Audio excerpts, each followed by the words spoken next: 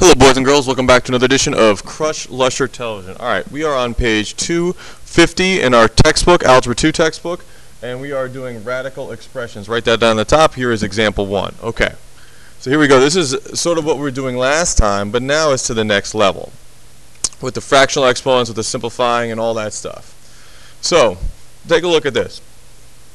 So here's the first one, write it down. So I always like to separate it. The first thing I always do is I mess with the number. So look at the number. So radical 16. Radical 16 is obviously 4, because 4 times 4 is 16. Now it gets a little interesting. Who remembers what the radical means as a fraction? Yeah, that means a half. So radical x equals x to the 1/2. So 1/2 power equals the radical. It's the same thing. And so what I'm essentially going to do is I'm going to multiply that by 1/2. So it's p to the 8th times a half. And then it's q to the 7th times a half, because the square root and the half is the same thing. So essentially what I'm doing is I have 8 divided by 2, which is 4. So I'm just dividing this exponent by 2 because I have a radical there. And so it's q to the 7 divided by 2. So that's what I have so far. And so this is 4. I still have the 4. I'm just bringing that straight down. So I got p to the 8 divided by 2, which is 4. Now here's where it gets a little tricky. So now 7 over 2. So I'm thinking, okay, so that means that how many times can I go evenly into that? That's the same as q to the 6 over 2, and then q to the 1 over 2. So see how I split that? So I'm like, oh, so 2 can't go into 7, but 2 can go into 6. So 6 divided by 2, that's an even number, but I have that 1 left over, right? Because 6 plus 1 is 7. So 2 can go into 7 6 times. So this is actually 4p to the 4th. And so this right here is 2 can go into 7 3 even times, and I got that 1 left over, which is divided by 2, 1/2 left over, so that's radical q. Bam. That's our final answer. Okay? 4p to the 4th, q to the 3rd, radical q. Wow. Okay. So that's how it's going to be for this lesson. Let's keep it going. Okay, look at this one, example 2a. So one of the things you can do is, and we've learned this, is you can split the radical. All right? So you can split the radical right here. So it's x to the 4th, radical x to the 4th divided by square root or radical y to the 5th. So those two things equal the same thing. You can put the radical in the numerator, radical in the denominator. And so we learned before that the radical is the 1/2 power, right? So this is x 4 times a half, or divided by 2, and I have y to the 5 divided by 2.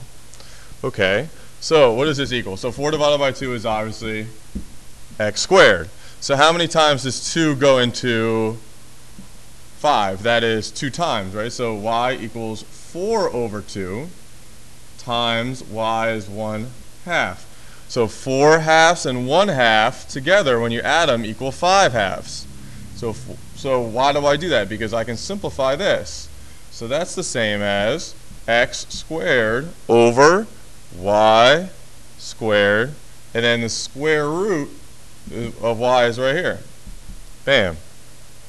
Because 4 over 2 is 2.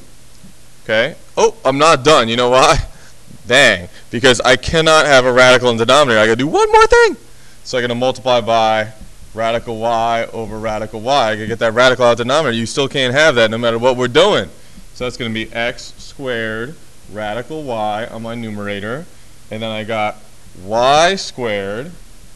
And then radical y times radical y is y. Oh, I can put this together. So that's 2 plus 1 when I'm multiplying the radicals. Okay, so I'm multiplying by the exponent. So I got x squared radical y over y to the 3rd. Final answer. Done. Got it.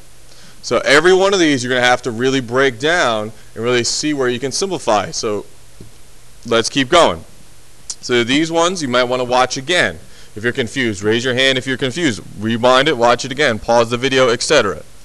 Okay, first thing, now I got the fifth root of 5 over 4a. I need to simplify that. First thing we're going to do, just like we did before, we're going to split numerator and denominator. So fifth root of 5, and then the fifth root of 4a.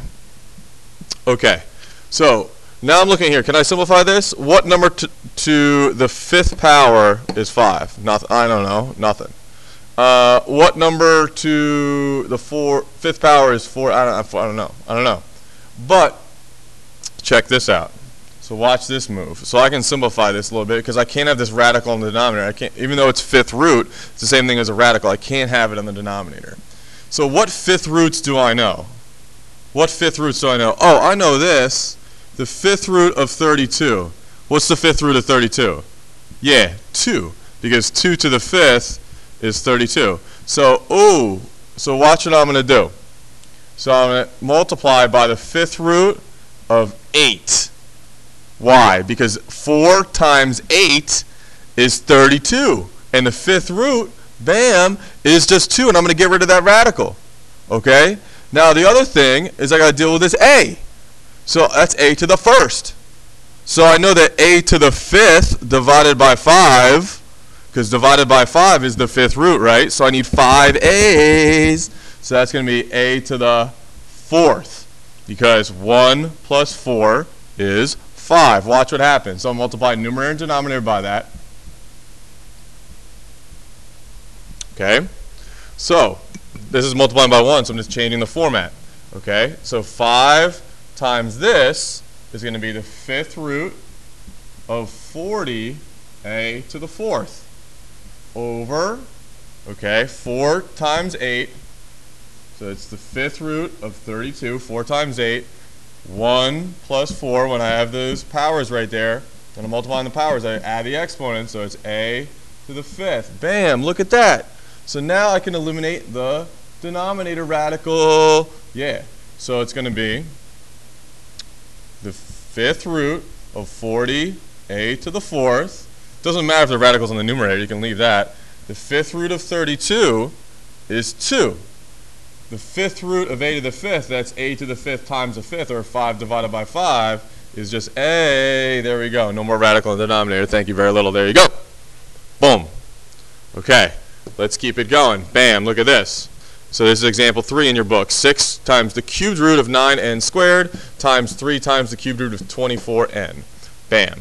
All right. First thing I'm going to do, multiply the 6 and the 3. 6 times 3 on the outside is 18. Okay, so now I can combine what's in here by just multiplying. So that would be the cubed root of 9 times 24 to 16. And then n squared times n, you add the exponents, n to the third. Uh-oh, I think it's going to work out for us. So 18. Oh, what's the cubed root of 216? What number to the third power is 216? Yeah, 6. 6 times 6 is 36 times 6 is 216, yeah. And this is n to the third divided by 3, or times a third. So 3 divided by 3 is just n. There we go. And 18 times 6 is 108, n. Got it. Bam.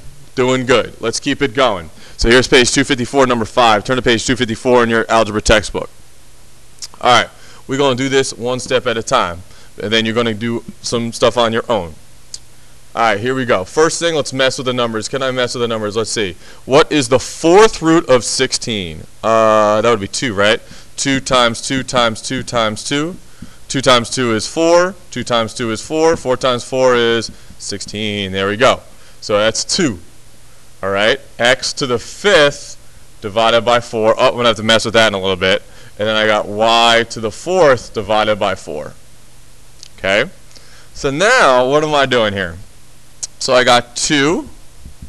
Okay. So 4 goes into 5 one time, right? So I got 4 over 4 times 1 over 4.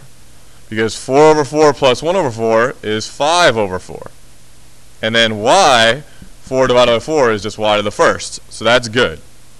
So now what do I got here? So let's see. 2 x to the 4 divided by 4 is just x to the first. Ooh, x to the 1/4, that's going to be the 4th root of x. And then I got y here. Cool. So now let's just rearrange it. Generally the root is at the back. So I got 2x to the 1st, y to the 1st, the 4th root of x. Done. Got it. All right. Let's keep it going. Check this out. Number 6, radical 7 over 8y. Boop. Write it down. Okay, first thing you're going to do, split the radical. Radical 7 over radical 8y. Okay, so I'm looking good right now, but I can't have the radical in the denominator. Not cool. Not cool. Okay, so how can I simplify this? Let's see. So, what perfect squares? That's 8 times 8 is 16. So I'll multiply by 8, and then y times y, so I'll multiply by radical 8y. Get that radical out the denominator. Because what are we going to have? So 7 times 8 is 56y, boom, over, and then you can just do this if you want, and then radical and radical, they go away, but 8 times 8 is 64, y times y is y squared, and we have radical 56, radical 56, y divided by square root of 64 is 8, and y squared divided by 2 is just y. And then we can leave it like that for now because I have no radical in the denominator. Cool? All right, let's keep it going. Let's keep it going. Here you go. Ooh, this one's good. Number 8. The cubed root of 625 divided by the cubed root of 25. All right, what is going on here? Man, what cubed roots do I know? Okay, so I'm seeing 25 and 25. What cubed root do I know? So that would be the cubed root of 125. I know that. So maybe this is going to play a factor in the problem. Because this cubed root of 125 is 5. Because 5 times 5 times 5 is 125. Because 5 times 5 is 25. And then 5 quarters is $1.25. Okay. So can I divide this by 125? So 625 divided by 125. What does that equal? What does that equal? 625 divided by 125. Do it in your calculator. Do it with me. What do you got? 625 divided by 125, bam, is 5. And so look what we got here.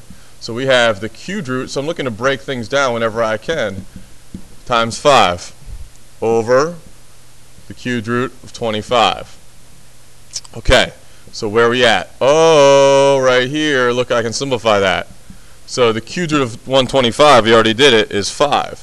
So this is 5 times the cubed root of 5. This stays the same. Okay, I didn't mess with that at all. So that's still under the cubed root. Over the cubed root of 25. All right, so I'm looking good right now. I simplified it a little bit, but I can't have this cubed root in the denominator. Okay, so what can I do? Okay, I know that, I'm still using this 125 here. So 25 times, 5 is 125. So multiply this by the cubed root of radical 5. Watch what happens. Because 25 times 5 equals, put it down here, the cubed root of 125. Bam, on my denominator. And so I have 5 on my numerator, and then 5 times 5 is the cubed root of 25, which I don't know what that is. There's no number to the third power that's 25.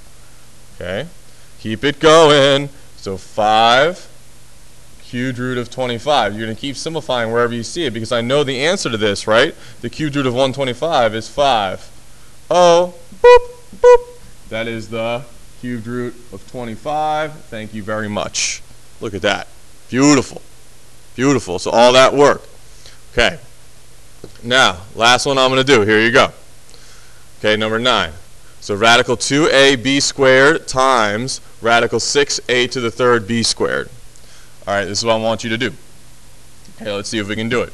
So multiply everything here. So 2 times 6. So everything's under the radical because I'm multiplying inside the radical. 12. A to the first times a to the third is a to the fourth. B squared is b to the fourth. Oh, looking good. So, I don't know the square root of 12, so I got to break that down. Can I? What perfect square do I know? Oh yeah, 4. 4 times 3 is 12, and the square root of 4, I know that. And then you got a to the 4 divided by 2 and b to the 4 divided by 2 because I'm taking square root, right?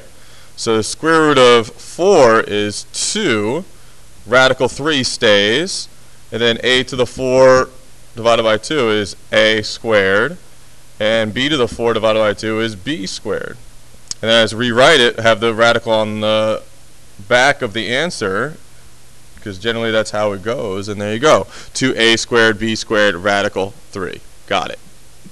Okay, so this is what I want you to do. Before we move on to the stuff in our textbook, until we move on to our odds, number 15 through 30, page, write this down, 254, okay, odds, check the answers in the back. Before you move on there, I want you to pick 2 problems here. So it could be this, could be this, could be this, could be this, could be this. Pick 2 problems and do them from scratch. Now you know the answers, and try and do them without looking at your notes. But if you need to look at your notes, look at your notes. So this is how you study. These are very complicated problems, and they require a lot of steps and a lot of number sense. So I want you to look at one of these right now, do it over, and then do the same thing with the next one. Okay, before you do this. This is how you study and how you learn. Once you get a complicated problem, you're going to do it over a few times so you get the feel of how it works, how all the pieces are put together. Okay? So I want 2 problems done right now. Raise your hand if you have any questions, and then knock out these in the textbook. Great job.